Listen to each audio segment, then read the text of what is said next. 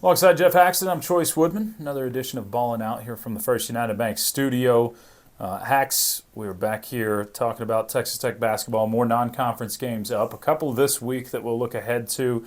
But before we even look ahead to those games, it's going to be the first time this team plays since we last talked without Devin Cambridge, who suffered a season-ending knee injury last week in the 29-point win over Omaha. You talked about the lack of depth on this team quite a bit. This is obviously a pretty big blow to this team that's going to have to figure out how to win without him. Yeah, just a freak kind of deal, too, coming back on a play that it looked like the play was over, but then it got freshened back up. He goes in and doesn't come out. He comes out with a knee injury, and he's done for his season. So, you know, what you're losing is your third overall scorer, your top three rebounder, your guy with the most explosive, I think, step to the basket. He's also long. He could defend. Yep. He could do so many things. So how do you replace that? We're going to find out.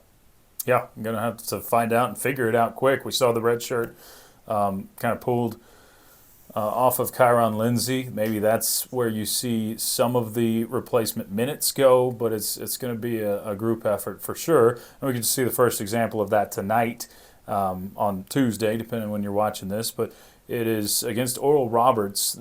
This is a team that's been really good in the tournament, made a lot of noise. People that didn't know who Oral Roberts was a few years ago know now in basketball because of what they've done in March and April.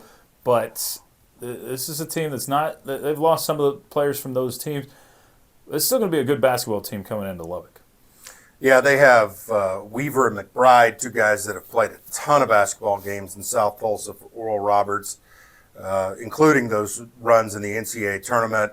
You know, it's an overall athletic program that's done a lot with very little. They don't have a ton of resources, but they went to the College World Series last year, made those NCAA tournament runs. So new coach, it'll look the same as what they've done, but no Kevin O'Banner, no Ace Smith, none of those guys.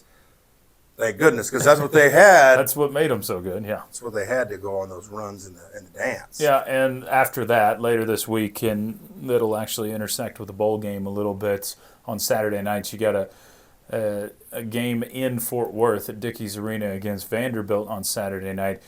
It's a Power 5 opponent, but I think a game that Texas Tech, even without Cambridge, should feel like they should win. Well, you should have a terrific home court advantage, even with it being at the same time as the bowl.